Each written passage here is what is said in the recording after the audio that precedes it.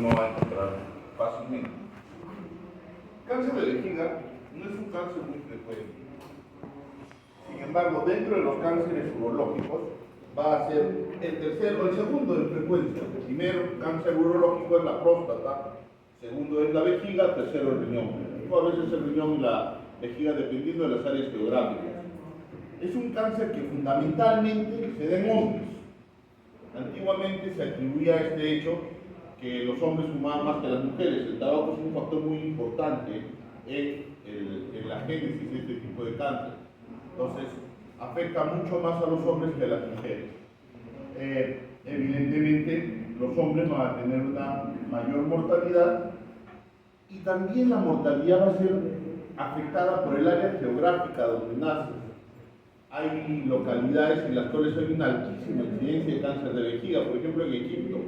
En Egipto tienen un parásito intravesical que les genera un cáncer epidermoide de vejiga. En el resto del mundo no hay, en la cantidad que hay en Egipto. Entonces ellos tienen mucha experiencia manejando cáncer de vejiga invasivo. Ahora, va a variar mucho la sobrevida de un paciente en relación a qué tan posible es que puedan acceder a un servicio de salud. Aquellos que tienen un diagnóstico temprano, que tienen un tratamiento eficaz, probablemente se salven de la enfermedad. Y aquellos que no, pues obviamente la respuesta es distinta. A ver, ¿qué es cáncer? ¿Quién me contesta? ¿Qué significa cáncer? A ver, el doctor allá al fondo es el que está ahí agachado. ¿Cómo? ¿Usted es el doctor? No, el de al lado. ¿Qué está? ¿Usted? ¿Cómo se apellida usted? ¿Qué significa cáncer para usted? ¿Qué es cáncer? ¿Ah? Alto, por favor, son. Proliferación de células, ¿qué más? Proliferación incontrolada de células. Más o menos. ¿Alguien más? Doctora, ¿qué es para usted cáncer? ¿Sí, usted? Proliferación de células anormales. Proliferación de células anormales, pero al comienzo era una célula normal. Pasa por lo que es la carcinogénesis. Más o menos. ¿Alguien más? La medicina es hermosa. ¿Por qué? Porque todo tiene lógica. Pero para entender la lógica tienen que haber hecho bien el cimiento. El cimiento es anatomía, fisiología, microbiología, embriología. En base a eso se puede entender muchas cosas, sobre todo a lo que es cáncer. El cáncer no es más que una célula normal que se desregula, pierde el sentido y en vez de ser nacer, crecer, reproducirse y morir, nacen, crecen, se reproducen, se reproducen, se reproducen, se reproducen, se reproducen. Hace muchísimos años hubo gente que decía la clave de la inmortalidad está en el cáncer, porque esas células no se mueren, siguen reproduciéndose y viviendo. Claro que el Neo Frankenstein era el tipo no salieron las investigaciones como el que. El cáncer es una célula que es iniciada. Hay dos tipos de factores en cáncer. Factores iniciadores, el que hace que una célula está como ajocha hasta que la célula se vuelve loca. Factor iniciador de cáncer. Y factores promotores de cáncer. A esa célula iniciada es la gasolina para que sigan creciendo y proliferando, ¿no? Entonces los cánceres tenemos mecanismos de control que evitan que eso suceda.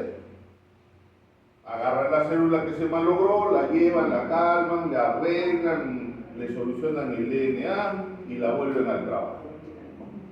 Cuando no pueden hacerlo, la destruyen. O cuando la célula no se da cuenta que ya no puede hacer nada, aprieta un botón de autodestrucción. A lo largo de nuestra vida es muy probable que más de una vez hayamos tenido una célula iniciada de cáncer que se ha corregido con los mecanismos normales de control.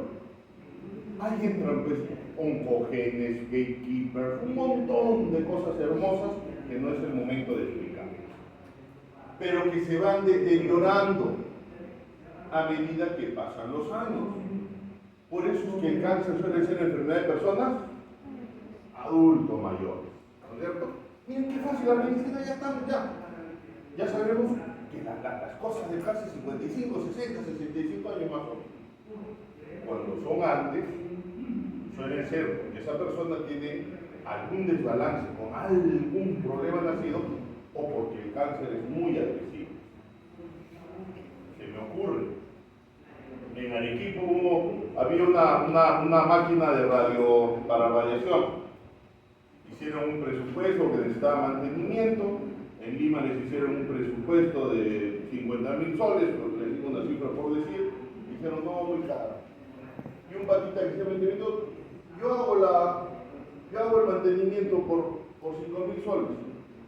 Ah, y este chico agarró, puso en unos bolsos las pilas de radiación, hizo el mantenimiento por 5.000 soles y 2 semanas después estaba con una leucemia que lo mató. Un factor iniciador muy agresivo aportó las cosas en el cáncer, ¿no? Entonces hay factores iniciadores que pueden dar cánceres agresivos.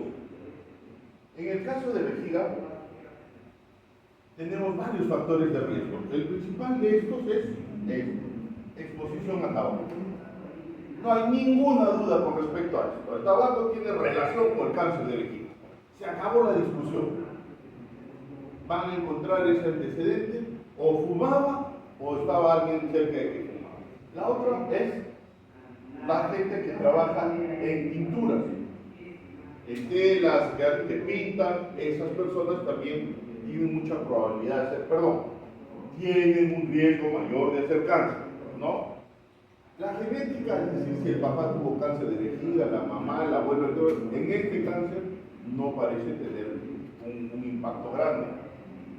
La dieta, a diferencia de otros cánceres, por ejemplo, próstata, riñón, donde los gorditos estamos pegados porque tenemos un riesgo mayor, en este no parece tener un impacto grave. Y las radiaciones. ¿Qué tiene que ver las radiaciones, doctor? ¿Quién se va a irradiar para tener un cáncer? Hay cánceres como el cervix o el cáncer de próstata que pueden tratarse con radioterapia. Algunos de esos pacientes en el tiempo desarrollan un cáncer en la vejiga. Entonces, no son todos, afortunadamente son pocos, pero es un factor de riesgo. Al inicio, el 70% de los pacientes van a tener un cáncer de vejiga no músculo invasivo o no infiltrante. El término correcto es no músculo invasivo.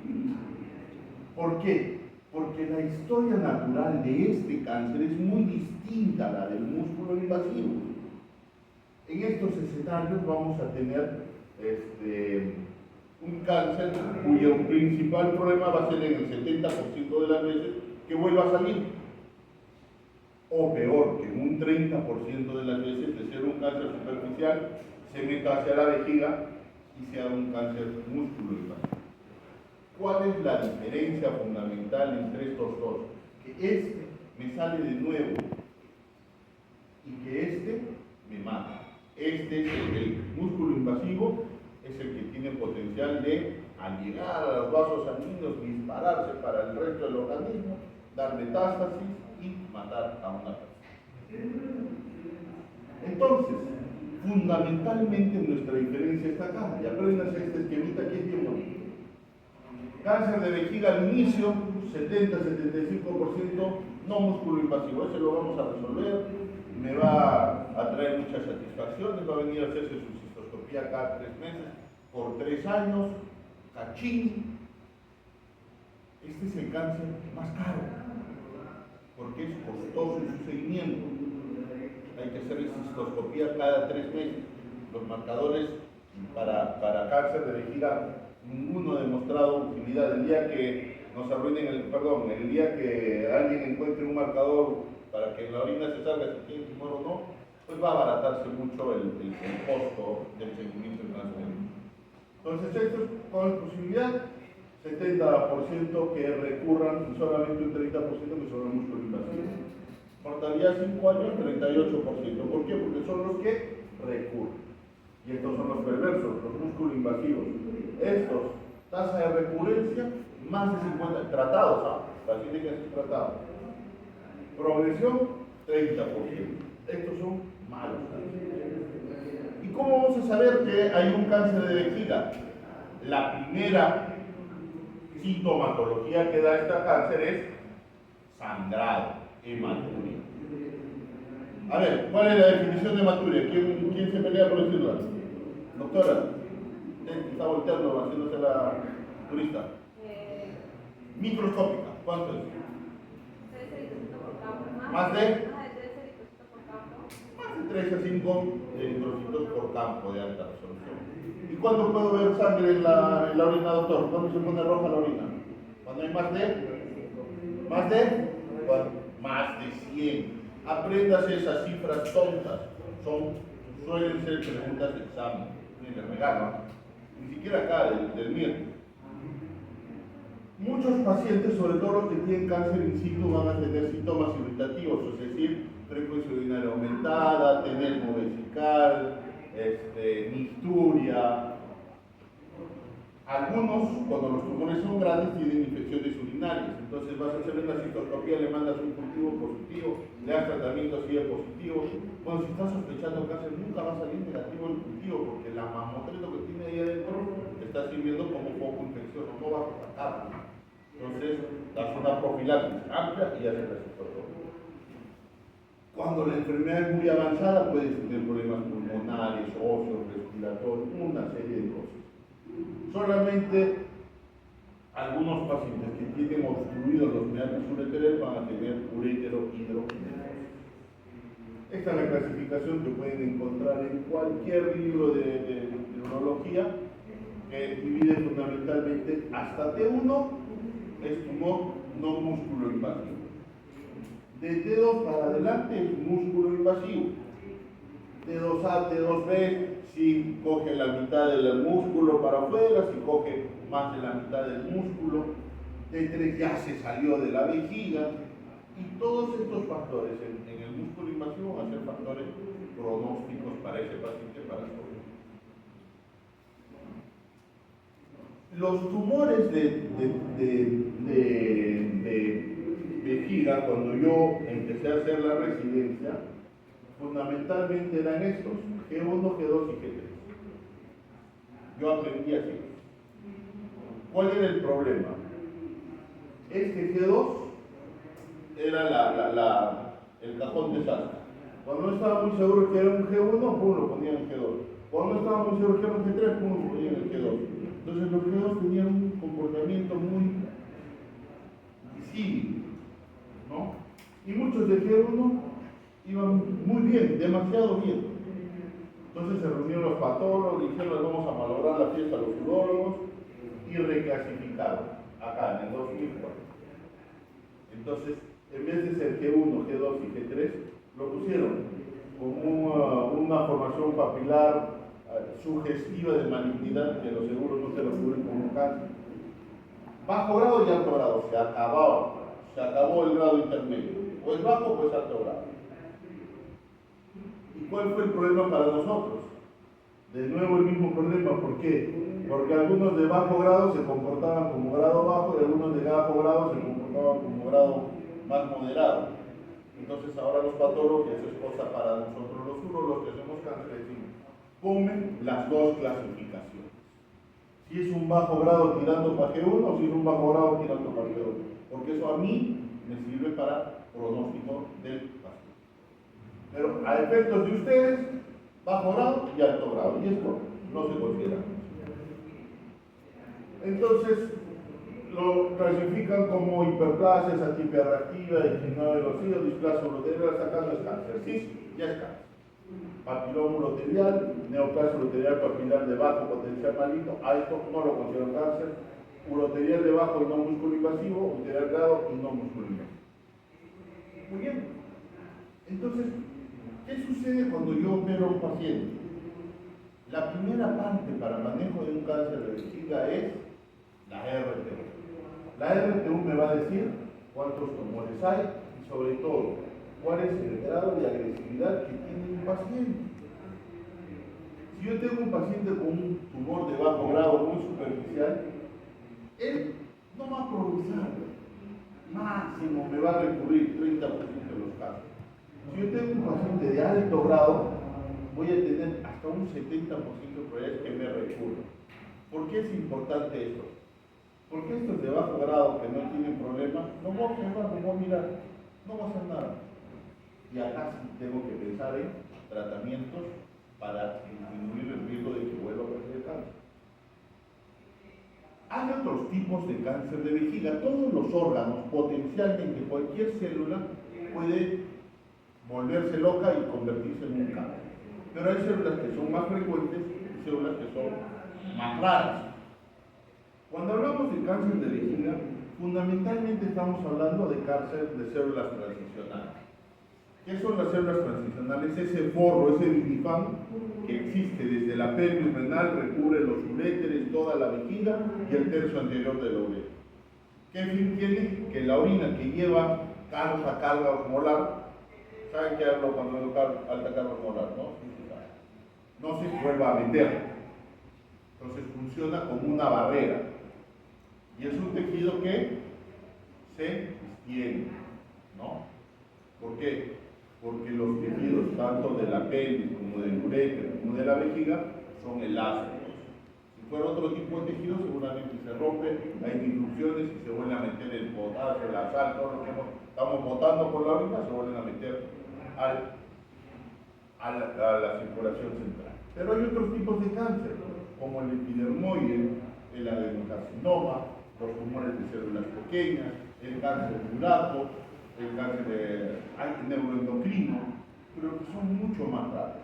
Usualmente cuando hablamos de tumores de células de vejiga estamos hablando del tumor de células tránsito. Y estos son, miren, qué bonito esto rojo es el músculo de la vejiga, este amarillo es la grasa perivesical. Entonces los tumores, este tejido de acá es el forro que les he dicho, es el urotelio. El TA es un tumor de bajo grado, acá solamente depende del urotelio. El T1 se va a meter hasta la lámina propia. A veces se confunden porque miran esta muscular mucosal y el patólogo entre el tronco no sabe si está invadiendo la vejiga, el músculo no. Pero el patólogo más avanzado ya lo dice, no, es el muscular mucosal.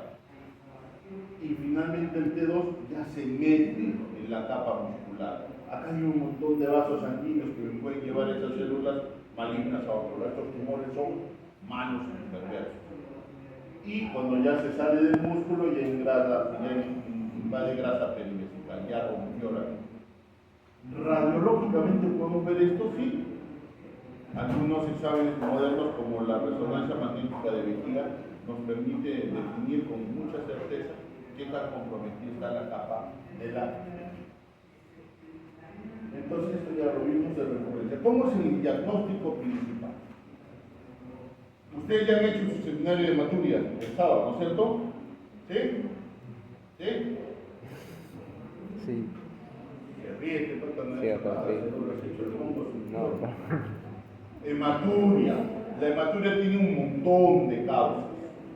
Infecciosa, traumática, neoplásica, litiásica, funcional glomerular, ¿no? ¿Qué cosa decía mi padre es urólogo cuando me daba clases? Me decía, o a mis compañeros me decía, cuando tienes una hematuria tienes que definir, primera pregunta, ¿es sangre o no? Porque hay algunas sustancias que pueden hacer clínica de sangre. Si yo comí mi ensaladaza rusa y empezó a orinar rojo, la beterraga, la causante, ¿no? O estoy tomando fenotaleína, o digo, hay un montón de medicamentos que pueden poner la orina roja. Entonces, ¿por qué haces eso? Con un stick o con un examen sencillo de orina. La segunda pregunta es ¿qué sangra? ¿Sangra el riñón, el uréter, la vejiga, la uretra? Y la tercera es ¿por qué sangra? Entonces, en el por qué sangra interviene mucho la historia clínica. Tienen que historiar bien al paciente. cómo empieza, cuándo empieza, cómo es el sangrado, es continuo, es intermitente, tiene coágulos, si tiene coágulos, qué forma de coágulos tiene, son redonditos, son como tallarines. Y eso les va a ayudar a definir qué probablemente está sangrando. Ahora, una vez que definen es sangre, está sangrando, ustedes tienen que ver qué se asocia. Lo acaba de atropellar un carro y está orinando sangre, este pata parece que tiene un trauma de vejiga, de riñón, de uretra, algo se ha hecho. Es un tipo que viene llorando de dolor cólico en la espalda, que ya deben haber hecho cólico renal en su seminario. Cólico renal, y en el examen de sangre sale, en el examen de orina sale sangre, es el cólico renal, es el cálculo. Entonces, ¿cuándo sospechar cáncer? Pacientes mayores de 50 años, sobre todo con hematuria asintomática, es decir, no tienen ninguna molestia y orinan sangre, ustedes tienen la obligación de pedir imágenes del tracto urinario y deben tener una cistoscopia. La causa más frecuente va a ser benigna, probablemente un crecimiento prostático, la pujada para orinar, le salen unas varices en el piso de la vejiga, no se hace orinar sangre.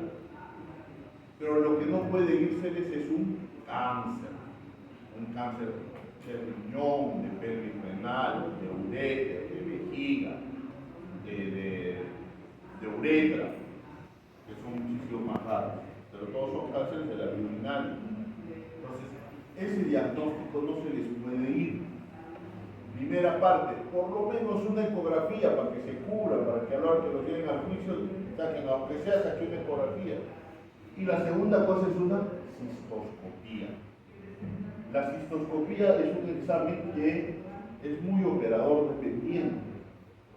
En el hospital donde trabajamos por turno de cistoscopía, hacemos como 10. Entonces, pum, pum, pum, pum, pum, pum, 10 cistoscopías. Por mongo que seas, agarras caña, pues, ¿no? Ya sabes cómo ponerlo, cómo jalar el pene para que no llore, no sufra. A veces vienen pacientes de otro lado, doctor, eso duele mucho, no quiero, tranquilo. Doctor, acá no me ha dolido nada. Ahí, lo que vamos a identificar endoscópicamente es esto. Tumor papilar, arbolitos ¿cómo me decía el maestro? Vas a encontrar una coliflor dentro de la vejiga. Si encuentras una coliflor, eso es un tumor de vejiga a células transicionales. Entonces, el que hace cistoscopia, esto es más para pacientes que para ustedes, tiene que mostrarnos la localización, el número y describirnos qué anormalidades tiene. Pero esto es ya más para ahora. Tiene que decirme exactamente dónde han encontrado. Nosotros usamos en el hospital esquemas de la vejiga para poner el sitio donde encontramos y identificamos para que el que entra a operar sepa dónde va a estar viendo. ¿Qué cosa es lo que nos va a marcar esto? La RTU de la vejiga. Para que la RTU de la vejiga sea válida, tiene que ser completa. Entonces, tenemos que sacar el tumor y la base del tumor. Ahora hacemos con video. Yo creo que el 98% de los cirujanos trabajan con video. Cuando yo empecé en esto era con el ojo, por 1000. Mi maestro decía, mira, te ponía la cabeza, veía sangre, ¿no me has visto? Sí, maestro, está clarito, no veía nada. ¿No? ¿Pero qué le voy a decir? No miro, el mongo no sabe nada. Pero ya desde que contamos con video, la cosa es más sencilla, ¿no? Puedes ver qué hace, qué no hace, cuando mete la pata también puedes mirar, ¿sabes? Entonces la idea es resecar el tumor en su totalidad, sacando el tumor y sobre todo la base del tumor que incluya músculo. Ustedes no van a ser urólogos, pero tienen que saber que esto es importante, ¿ya? Porque en base a eso vamos a poder definir qué tipo de tumor es. 2. El grado de tumor. 3. La profundidad de la invasión. 4. Que haya músculo en la muestra. Si esta información no está en el reporte patológico, yo le doy la patología al patólogo, oye viejo, está incompleto la información, no me sirve. Esto ya lo hablamos. El grado y la profundidad de invasión nos va a ayudar mucho para definir los grupos de riesgo en cáncer de vejiga no músculo invasivo. Los grupos de riesgo van a ser la posibilidad que un tumor vuelva a salir, recurra, o progrese, se profundice. Los tumores, los grados de riesgo se dividen en bajo, intermedio y alto. Bajo, esos tumores hongos que agarran TA, que son menos de 3 centímetros, ese es un tumor de bajo grado. Tranquilos, ahí no pasa nada. Tumor de grado alto, el TA de alto grado, T1, lo que nosotros decíamos antes T1, G3, o que tienen carcinoma in situ, o que tienen más de 3 centímetros. Esos tumores, 70% de probabilidades que va a volver a salir y 30% de probabilidades que va a meterse hacia la vejiga. Estos son malos. Y en el resto intermedio son el resto de los tumores. Estos pueden volver a salir, pueden progresar, pero menos frecuentemente. Entonces, estos riesgos van a obligarnos a dar tratamiento dentro de la vejiga para disminuir la posibilidad de que suceda. Entonces, ¿cuáles son los objetivos del tratamiento? Prevención de la recurrencia y la progresión, el tratamiento del carcinoma in situ, que a veces no lo vemos, y el tratamiento residual no completamente resecado, pero microscópico, macroscópico debe salir todo. Y tenemos disponibles quimioterapia intravesical como doxorubicina, doxorubicina, tiotepa, o inmunoterapia vesical como el BCG. El BCG para el cáncer de alto grado es el estándar. ¿Cómo funciona el BCG? No tengo la menor idea, ni la tiene nadie.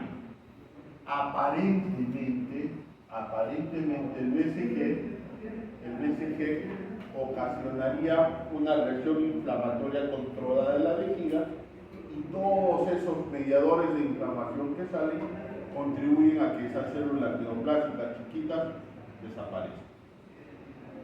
¿Cómo salió el BCG? Un señor Morales, un boliviano que trabajaba en Canadá, en los años 50, 40, 50, se dieron cuenta que los pacientes de mama que tenían cáncer y que tenían tuberculosis, el cáncer avanzaba más lentamente, también con los de vejiga. Entonces alguien dijo, oye, pues pongamos el BCG a los pacientes, ¿qué puede pasar? Y ahí apareció la quimioterapia y se malogró el negocio. Llegamos a los años 70 y teníamos este problema, estos pacientes. Todavía se usaba BCG hasta ahora, algunos usan BCG en los tumores de mama. Llegamos a los años 70 y teníamos estos pacientes que teníamos cáncer superficial y no teníamos que darle. No había nada que funcionara bien. Y a este doctor Morales dijo, ¿y si funcionaba para acá, por qué no funciona para acá? A ver, intentemos ponerles BCG. Y les puso 6 dosis de BCG y luego les ponía mantenimiento y demostró que el uso del BCG intravesical funcionaba. Tuvimos la suerte de conocer, ya estaba viejito, hace unos 10 años lo conocimos en un congreso y a mí siempre me había quedado una duda, doctor, ¿por qué 6 dosis? ¿Por qué no 8? ¿Por qué no 3? ¿Por qué 6? Ah, hijo, me dijo, es que la cajita de BCG venía de 6.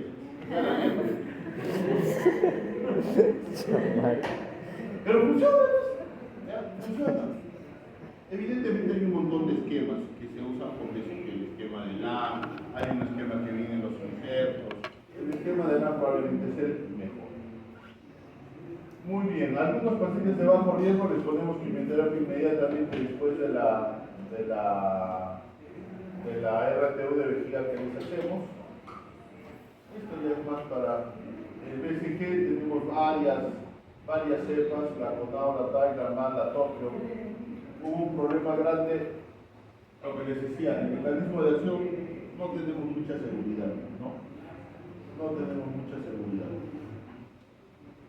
El esquema de LAM, que es el que usamos nosotros acá en el INEC, y la mayor parte de urólogos que hacemos cáncer, lo usamos en nuestra práctica privada, es una instilación una vez por semana, por 6 semanas, eso se llama inducción, y luego una vez por semana por 3 semanas al tercer, al sexto mes, o llamamos al primer y segundo mantenimiento, a partir del tercer mantenimiento cada 6 meses hasta completar 7 mantenimientos. O sea, el tratamiento dura 3 años, ¿no? Y 3 años que tienes que hacer cistoscopía cada 3 meses, instilar la vejiga, instilar BCG, eso cuesta pues porque vas a exponerte a un tuberculosis, hay que hacerlo protegido, es tópico, y entonces obviamente paga un poquito distinto, ¿no? Pero esos son detalles que no son los más importantes. Pueden tener efectos indeseables, porque la BCG se puede meter a la vejiga, se puede meter a la uretra. Hemos visto prostatitis por tuberculosis en pacientes con BCG. Tampoco es que sea papita palor, tiene tumores. Y está descrito sepsis por BCG, y ya está descrita muerte por disminución de BCG. Hay algunas cosas que la experiencia te enseña, nunca ponemos el BCG, si al poner la sonda sangra no suspendemos. Eso me lo enseñó brutalmente la vida cuando le preparé un BCG a un paciente listo para vender BCG cuesta 500 soles, 600 soles el frasquito, más materiales, más consulta, son unos 800 soles que se gasta el paciente por puesto. Preparé el BCG, lo dejé distinto, le puse la sonda, pum, sangre con la orina. ¿Qué hace? Dios mío, ¿qué hace? Le pongo una mano y se da cuenta. Desde el momento en el que sangra, potencialmente tienes comunicación con vasos sanguíneos. Si pones esta vacuna que debe estar 2 horas en la vejiga, tienes la posibilidad que esa vacuna se meta a la vejiga, al músculo, le dé una vesicleitis o le dé peor una sepsis por BCG y se muere el paciente. Entonces, si un paciente está sangrando a la hora que se le pone la sonda, se suspende. ¿Qué tuve que hacer esa vez? Botar la BCG, decirle al paciente que no se preocupe, que cuando viniera a su próxima consulta iba a estar su BCG. Infarto de bolsillo. Pero bueno, la mejor estrategia de seguimiento que tenemos al momento, cistoscopía. Afortunadamente para los urólogos todavía la citología urinaria de marcadores no funciona. Muy bien.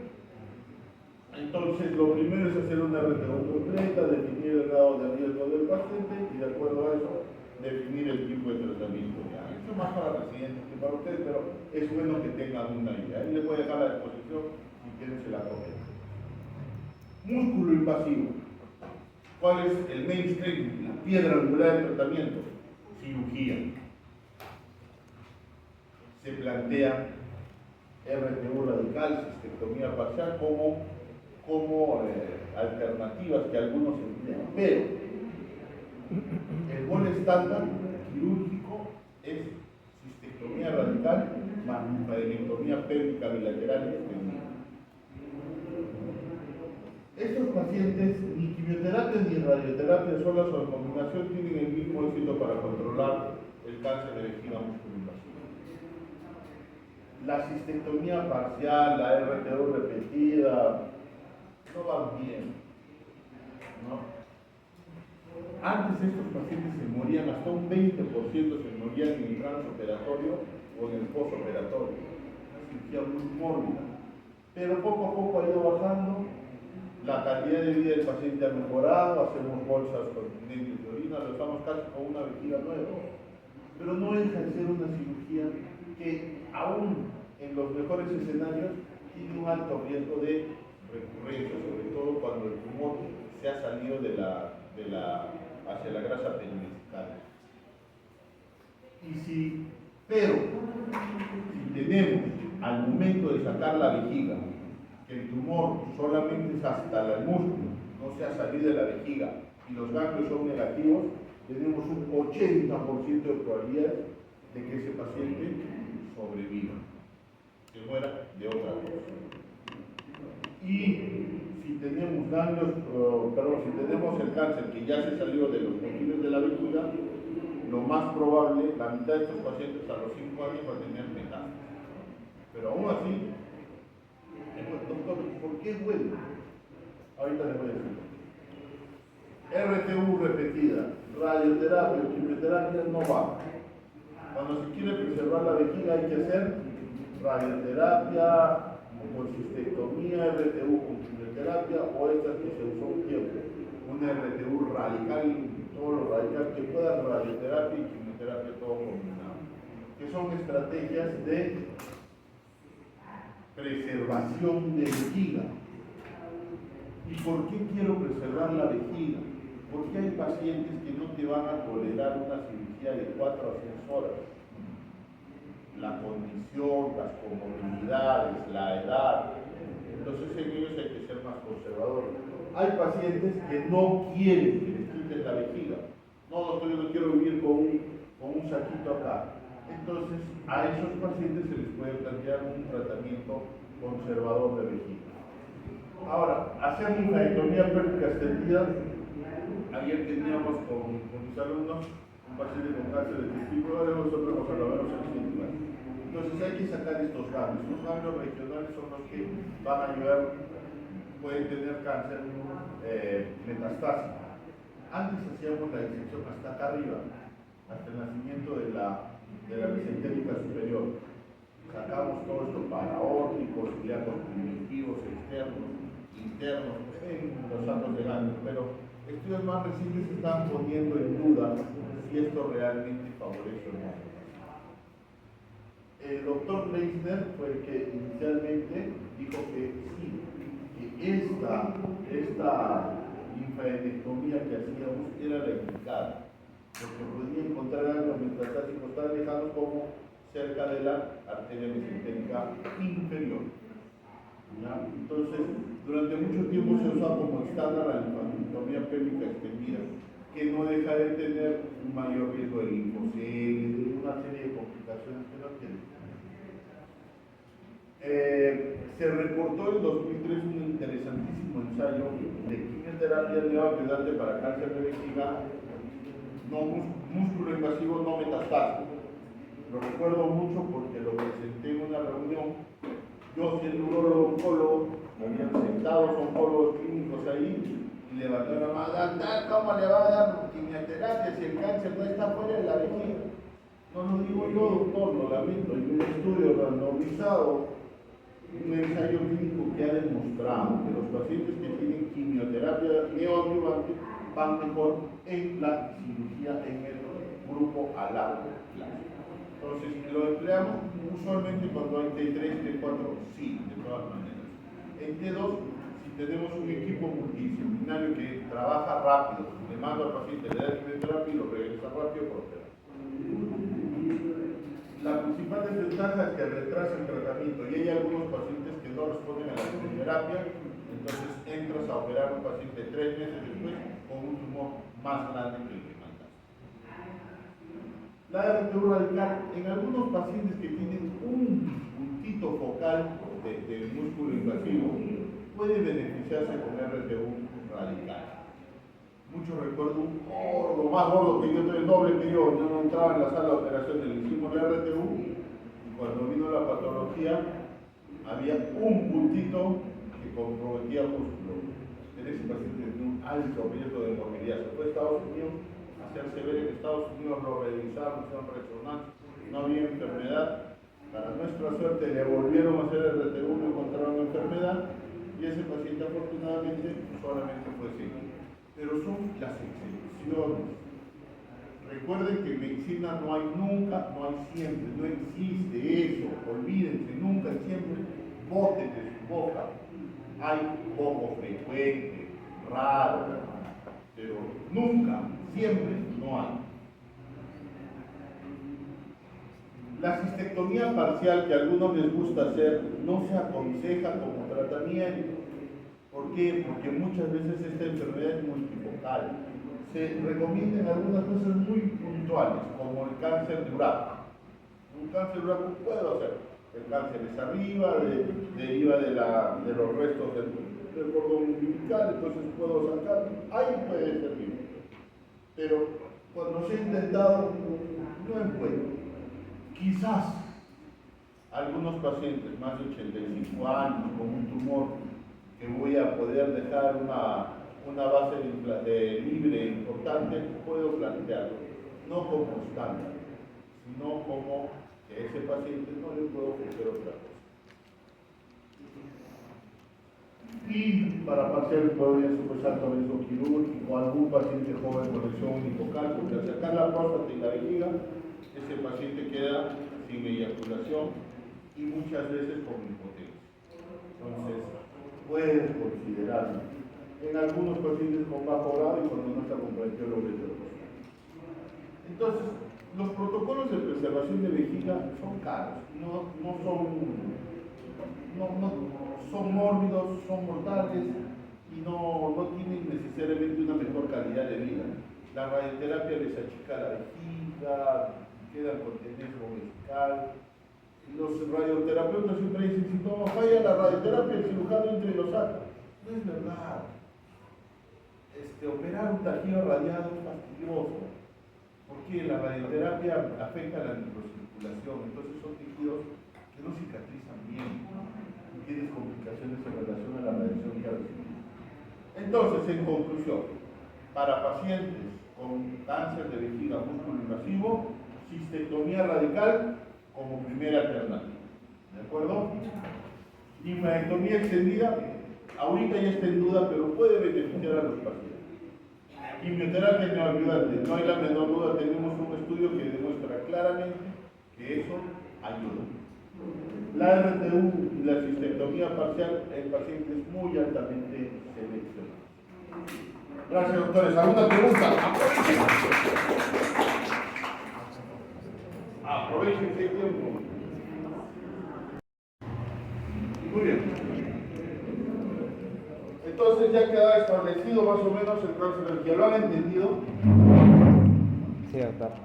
Es importante que lo entiendan. El tumor es de una alfombrita que tiene las vías urinarias, suele salir hacia afuera, es su mayor posibilidad. 30% van a invadir el músculo, o sea, si invade el músculo hay que botar todito como mejor alternativa. Si se llevan esos consejos, ya me quedo tranquilo. ¿Ya? El problema es cuando desafortunadamente hasta hay gente que maneja este tipo de enfermedades y no tiene los conceptos claros. Ahí es cuando vienen pacientes que ya han sido manoseados en otro lado con dificultades para seguirlos manejando. El cáncer de testículo, por otro lado, ¿qué tiene de relevante este cáncer? El más frecuente entre hombres entre 20 y 40 años. Ah, caray. ¿Por qué? Tumor de células germinales, es decir, ya la yaya viene desde chiquitito, desde antes, entonces por eso suele presentarse edades más jóvenes. Pero es raro, 1 a 1.5% de los casos, 4.2 casos por cada 100.000 varones, comparemos con próstata, 158 casos por cada 100.000 en Estados Unidos. 4 casitos por cada 100.000, poquito, no es mucho. Muy infrecuentemente puede haber en los dos testículos. Y la incidencia según raza es variable. Está aumentando la incidencia en los últimos 40 años porque no estamos muy seguros, pero la incidencia en general de cáncer está aumentando. Algunas cosas las presumimos, ¿por qué? Porque estamos viviendo más. Antes la gente se moría de infecciones, se moría joven. Ahora ya está llegando a edades más avanzadas. Al llegar a edades más avanzadas, 3 problemas vas a tener: metabólicos, cardiovasculares, neoplásicos. Es decir, diabetes, infartos, hipertensión, cáncer de todos los tipos. ¿Por qué? Porque envejecemos. Algunos lo atribuyen a los cambios que estamos viviendo en relación al consumo de productos cada vez más sintéticos. En mi tiempo, ¿cuánto de chisitos, cuánto de gaseosas nosotros tomamos en la niñez? Cuando venía una visita, lo agarraban más mongo, le daban 2 botellas familiares, porque en ese tiempo no había de litro. Te mandaban a la tienda, donde la tienda quedaba 6 cuadras, tenías que ir hasta la tienda y regresar con tus 2 litros. A todo el mundo le tocaba un vasito de gaseosa y al mongo que había comprado le tocaba medio vasito de gaseosa. Una injusticia. Pero la gaseosa era costosa, era poco asequible, era para reuniones, para fiestas. ¿Qué es la gaseosa? Muchísimo azúcar y colorante.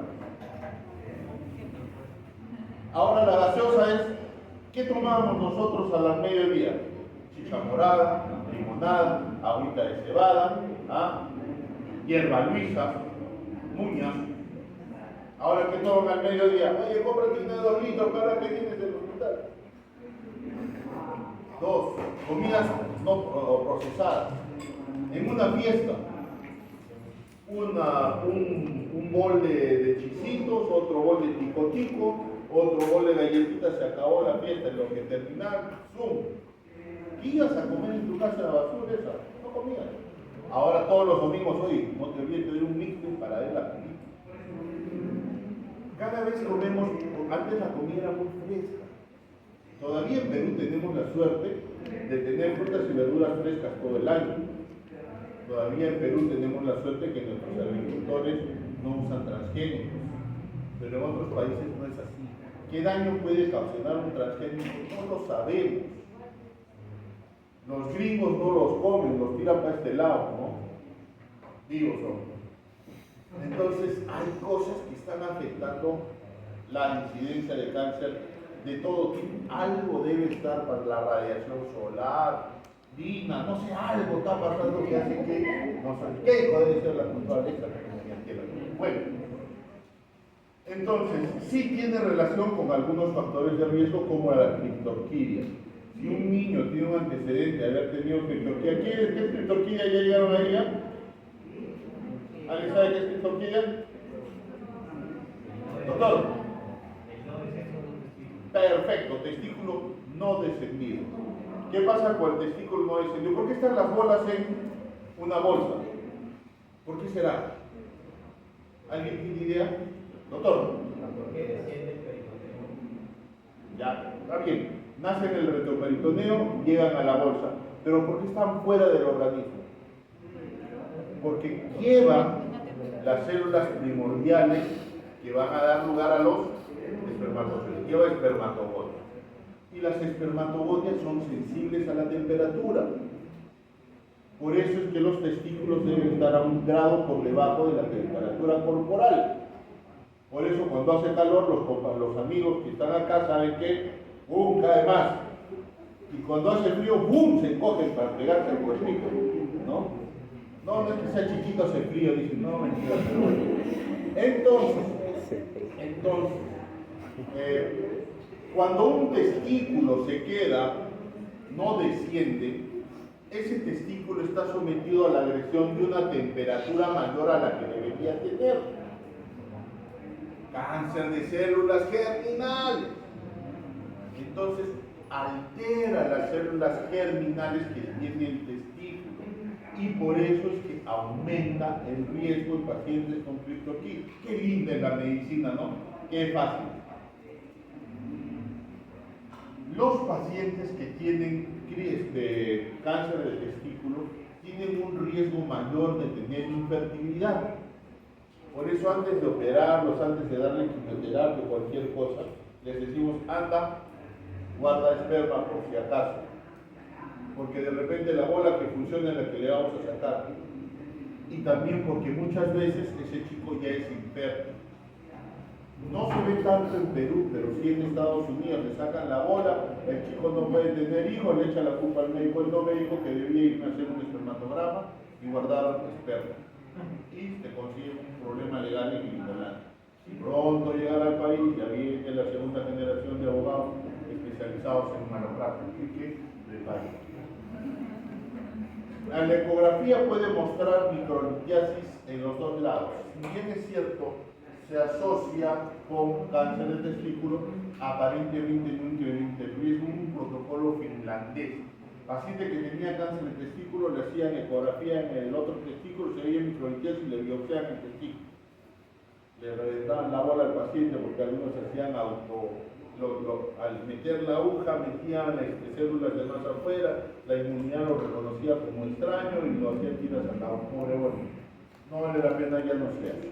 ¿Ya? Por alguna razón los pacientes que tienen HIV, porque recuerden que inmunidad puede un rol en cáncer. Los pacientes con HIV tienen riesgo incrementado de un tipo de cáncer seminoma. Pregunta de examen, le regalo otra pregunta de examen de miedo. ¿Ya? El seminoma, el HIV incrementa el riesgo en el tumor testicular de tipo cáncer embrionario, especialmente endodermal, seminoma, ya saben cuál es. ¿Ya? Muy bien. Entonces esto ya lo dijimos. Patrones de ADN. No hay evidencia que el trauma sea un factor de riesgo. Aparentemente cuando alguien se golpea, se agarra la bola y dice, uy, por la culpa del golpe me salió, no. Lo más probable es que lo haya tenido ya y no se hayan percatado. Por alguna extraña razón, los muchachos no nos gusta estar agarrando la bola porque estamos ociosos. Entonces no nos damos cuenta. Y no sucede acá, sucede en todo lado del mundo. Es una masa sólida, firme, y debe considerarse cáncer hasta demostrar lo contrario. Lo que se indica en esos escenarios es la orquiectomía radical.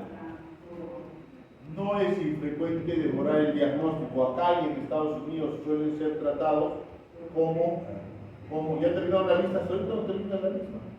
Suelen ser tratados como orcoepididimitis, que no es infrecuente de esa edad tampoco, ¿no? Como resultado, llegan como estadios más avanzados. Y llegan así, una masa testicular, una asimetría en el escroto. Este es un niño, no se crean que es así, no es así. Hay varios tipos de tumores de células germinales. Fundamentalmente, nosotros vamos a manejarnos acá. Estos son el 95% de los tumores testiculares. El seminoma, el carcinoma embrionario, el colocarcinoma, célula normal, teratoma, tumores mixtos. Estos son mucho más raros, 5% de las veces. Células de Leydig, células de Sertoli, gonadoblastomas, tumores mixtos, Leydig. ¿Por qué se caracterizan? Porque las células de Leydig producen la testosterona, muy bien, 20. Si tuviera mi lista, les estaría poniendo puntitos. Pero como no me dieron la lista, fregados están. Y se caracteriza, ¿por qué? Porque si es el niño, al niño le va a comenzar a engrosar la voz, le va a comenzar a salir bozo, caracteres sexuales secundarios en la adolescencia. Lo ven niños con un tumor testicular. Ustedes dicen, ese es un tumor de Leydig. Aplausos para la platea. Porque así va a ser. Aprendan detalles. Lean mucho. El doctor House no es más que alguien que lee un montón. Por eso sale cosas que otros no saben. Todo está en los libros. Lo que pasa es que si se contentan con lo que les digo hoy día, van muertos. Esta clase la debieron leer ayer. Y hoy día leer la clase de mañana. Y el fin de semana repasar lo que hicieron en la semana. Listos. Ya están. A la hora del examen, una repasadita, ya están. Si esperan estudiar 2 o 3 días antes del examen, están muertos. Pero bueno, vamos a los nuestros. Los seminomas son 2 tipos, clásico y espermatocítico fundamentalmente. Y los no seminomas son el carcinoma embrionario, el tumor de células de Yoxal, coleocarcinoma y el teratoma. Entonces, ¿cuál es la característica inicial de estos tumores? Es que es indoloro. Masa testicular indolora, eso es un cáncer. O sea, quiere decir que la masa testicular dolorosa siempre es cáncer. No, porque vas a tener un 10% de pacientes que pueden tener dolor escrotal. Entonces yo digo la regla de los 10%. 10% con dolor escrotal agudo, 10% van a tener manifestaciones clínicas secundarias a la producción de AFP, HCG. El HCG le va a hacer, le va a crecer las manos. Entonces el chico va a venir contento. ¿Por qué? Porque tiene ya metástasis. O van a respirar, se van a quitar, o van a tener masa abdominal, metástasis. Recuerden otro secreto. Masa abdominal en jóvenes. Piensen en cáncer de testículo. Acuérdense de eso, hasta cirujanos viejos los he visto caer en esa tontería tan sencilla. Pacientes laparotomizados, ¿Qué pasó? Nadie les bajó el calzoncillo y les examinó los testículos. Paciente nuevo lo examinan, cabeza, ojos, boca, cuello, le palpan las mamas, le palpan el abdomen, le bajan el calzoncillo, le examinan el pene y los testículos. Siempre. No saben de cuántos problemas se van a salvar. No desea el paciente nunca desea. ¿Quién va a desear que le esté agarrando las pelotas? Nadie. Pero ustedes tienen que hacer su trabajo. Y a veces un examen incompleto les trae problemas. Lección de vida, acuérdense de mí. Ginecomastia en 5% de los casos, puede haber masas cervicales, tos por la metástasis pulmonar, a veces la masa va a dar náuseas, vómitos, falta de apetito, muy pocas veces, pero también puede ocurrir metástasis cerebral con síntomas del sistema nervioso central. ¿Cuál es el diagnóstico diferencial? Primero es la orcoepididimitis y segundo la torsión testicular. Acuérdense eso para toda la vida. Orcoepididimitis se caracteriza por, ¿qué saben? Allá Primer signo de la orcoepididimitis. dolor. Signo de ¿Ah? Allá frente. Signo de frente. No, positivo. el de Preger es un signo para hacer un diagnóstico diferencial. Pero ¿cuál es el signo característico? ¿Por qué viene el paciente? Dolor. Dolor. ¡Perfecto! Testículo, no duele el cáncer de testículo. La torsión testicular y la orcoepididimitis van a doler. Y muy pocas veces un tumor de testículo. Pero acá está la clave del sabor. Si es una orcoepididimitis, le doy su tratamiento antibiótico, su analgésico, le uso usar su suspensor, listo. En 4 semanas la bola normal. Pero si era una torsión testicular y hago eso, en 4 semanas tenemos un testículo atrófico que se murió. ¿Cómo diferencio una orcoepididimitis de una torsión testicular? Una es la maniobra del Brenner, pero a veces no es tan claro. Otras veces clínicamente el testículo está más elevado porque el cordón está torcido, pero a veces no es tan claro. ¿Qué cosa es entonces? ¿Cómo podemos encontrar? A ver, punto extra que me diga de mi grupo. A ver, doctora. ¿Cuál? La edad. Casi todos estos son en jóvenes. La orco, la torsión y otra cosa. Que la torsión está horizontalizado del testículo. Muy bien, puede haber un ascenso, pero eso es clínica. ¿Qué examen pide? La ecodoppler. Perfecto. La ecodoppler. ¿Por qué? Porque en torsión testicular no llega sangre al testículo.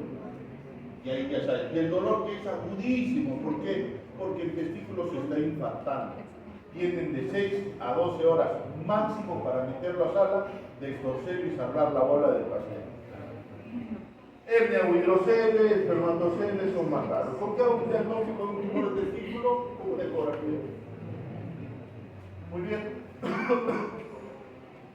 El espermatocele, ¿se acuerdan que es una bolita de agua? Eso no es cáncer. El hidrocele va a tener el escroto aumentado de volumen, no va a poder palpar bien el testículo, pidan una ecografía o hagan una transiluminación que nunca puedo hacer, por cierto,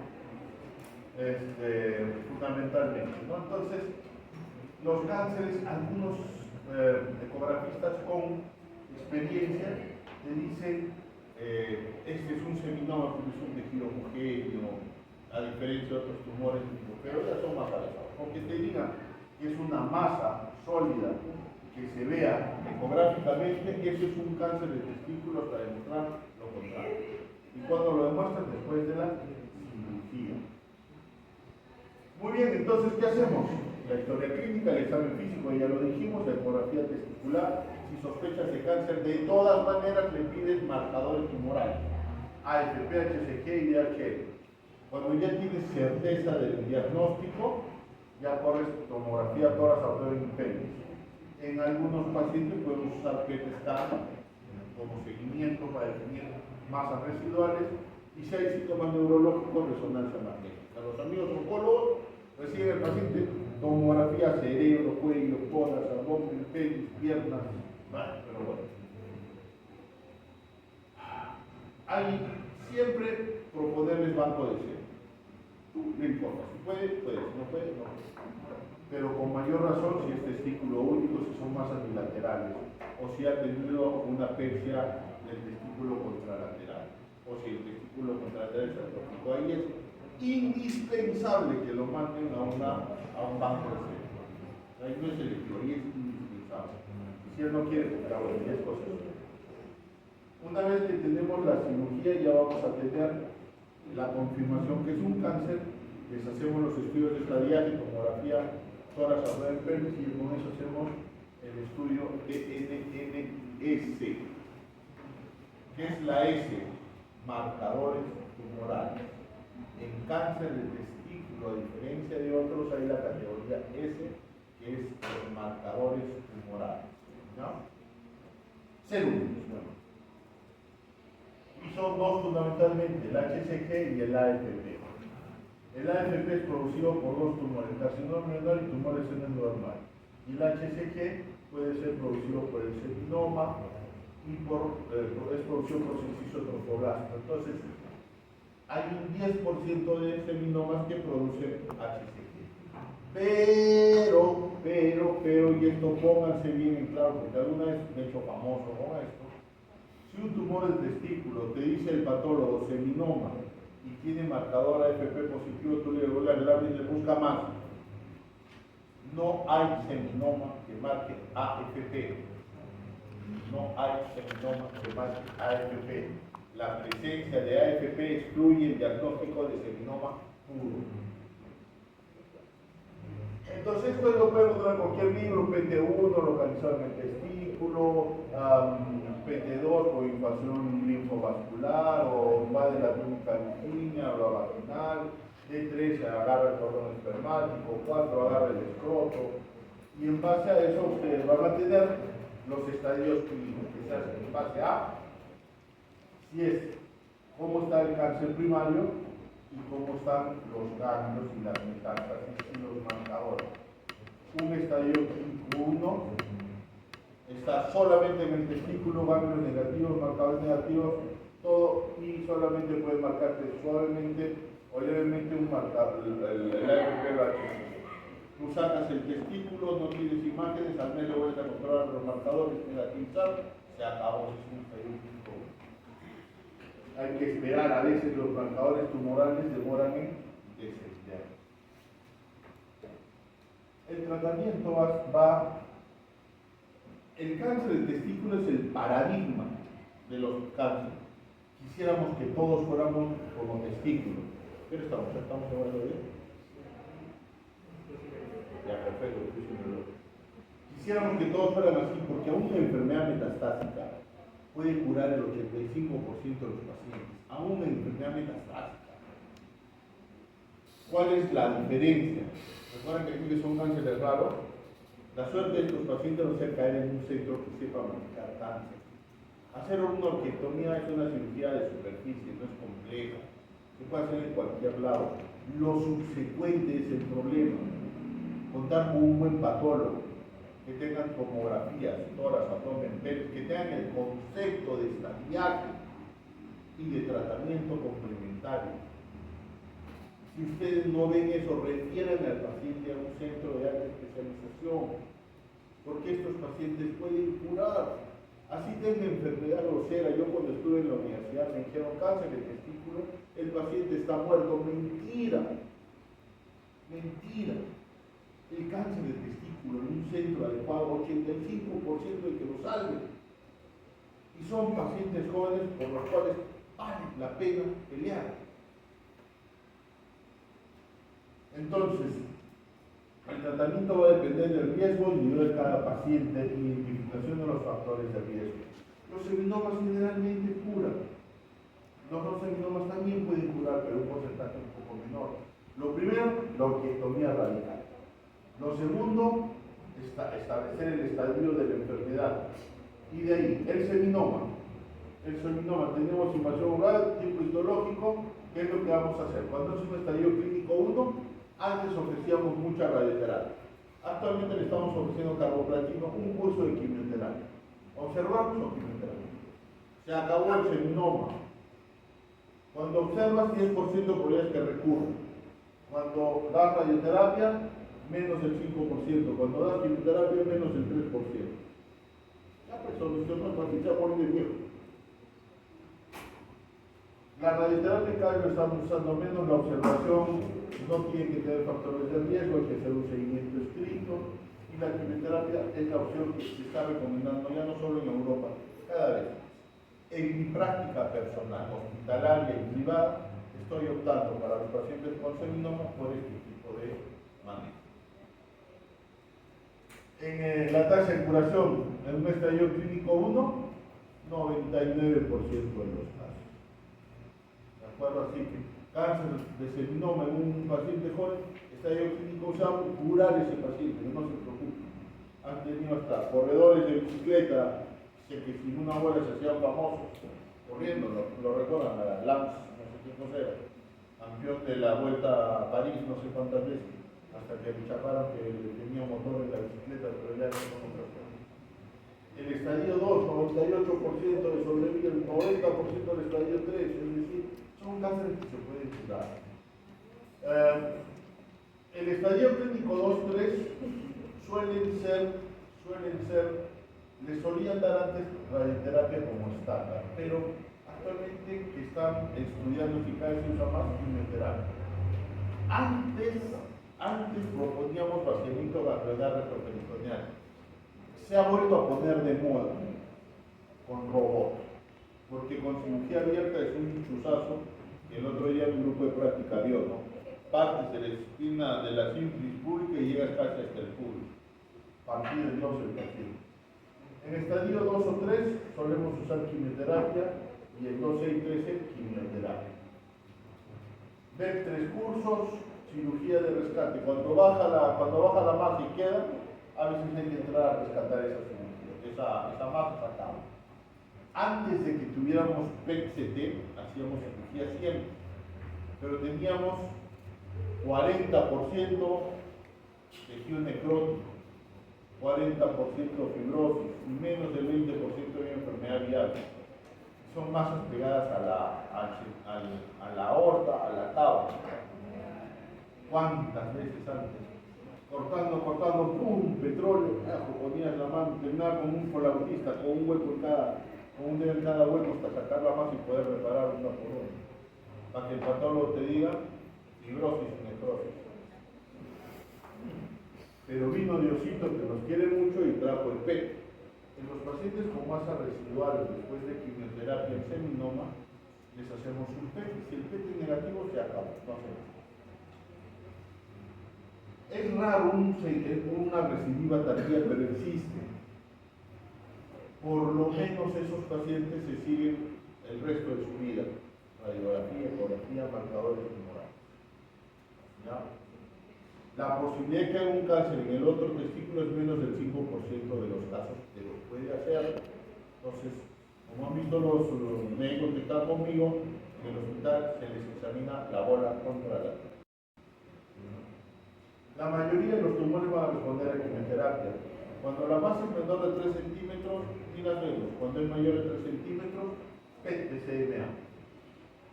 No seminoma, esto ya es otro cuento, estos son más agresivos, estos pueden matar. Y sus factores de riesgo son pasión vascular y presencia de carcinoma embrionario. Estos pacientes en estadio clínico 1 con un factor de riesgo, 16% de tener enfermedad microscópica, 2 factores 21% o 3 o 4, 46% de posibilidad de tener enfermedad retroperitoneal. Antes, ¿qué hacíamos? Linfaectomía retroperitoneal primaria. Entrábamos, sacábamos todos los ganglios. Los segundos que hacíamos era quimioterapia y algunos pacientes los observaban. Ya no usamos mucho la linfaectomía retroperitoneal primaria. Es bonita, es una cirugía hermosa. Hacíamos preservación nerviosa, pacientes quedaban con eyaculación, nos tirábamos 2-3 horas de cirugía, pero la quimioterapia tiene resultados muy similares, con menos movilidad. Entonces siempre tratar al paciente con lo que sea menos dañino para él.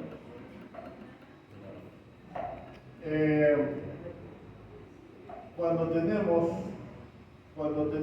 estadio clínico agudo, la posibilidad de recidiva es muy baja, menos del 99%. Ahora, la observación de nuestros pacientes con factores de riesgo no se les ocurre, no es para ellos. Esto es más para residentes que para nosotros. Quimioterapia suelen darles. Entonces, esto es quimioterapia. Vaciamiento ganglionar, ya les dije, no lo hacemos mucho. Infección pulmonar, ascitis pilosa, linfoceles, no vale la pena. Cada vez hacemos menos.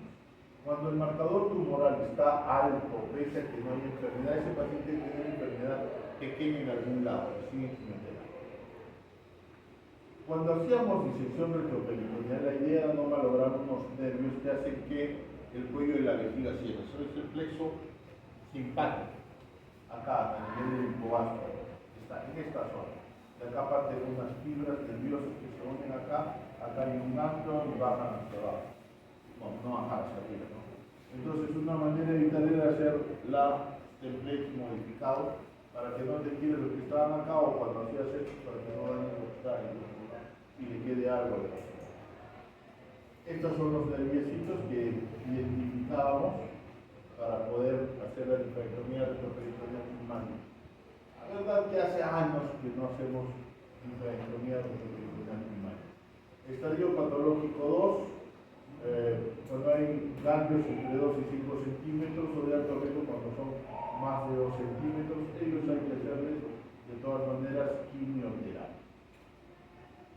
La quimioterapia nos va a ayudar a que estos pacientes hacemos etopósito y platino por 4 o bleomicina etopósito por 3. ¿Cuál es el problema de la bleomicina? Que da mucha toxicidad pulmonar.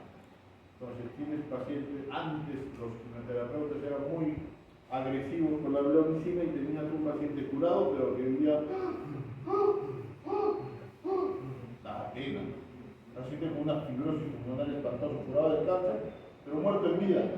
No podían correr, no podían ni siquiera ser humanos. Terrible. Y quedan las masas retroperitoneales. ¿Recuerdan el caso que ayer fue cuando estuvimos a un paciente que había quedado con una masa residual después de quimioterapia? Esas masas residuales son difíciles de operar. ¿Por qué? Miren, todo esto que es negrito es la masa residual. Acá está, debajo de esto está mi hilo renal, este es mi aorta, este es mi cava. Acá lo hacen mal, un hueco en la arteria de la vena renal, terminas con el riñón en la mano, un riñón sano. Acá hueco en la aorta, sangrado masivo, es difícil encontrar un sangrado de aorta. Y si es acá, peor todavía, porque la cava, tú jalas mucho la masa y tienes un huecazo. La cosa es más hueco, pero es una cirugía hermosa. Es una cirugía hermosa en la que el éxito es importante, pero siempre tenemos una gran cantidad de pacientes que tienen fibrosis y necrosis postoperatoria. Entonces, la idea en cáncer de testículo es mantener la tasa de curación minimizando las complicaciones. No hacer ya linfadenectomía retroperitoneal primaria, no se hace nunca con marcadores tumorales elevados, eso va a quimioterapia.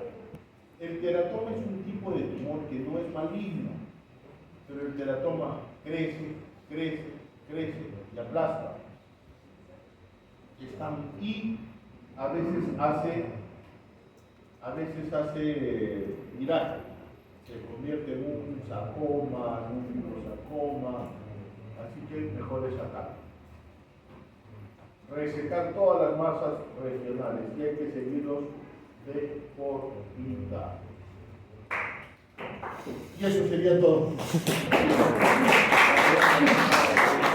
¿Alguna pregunta?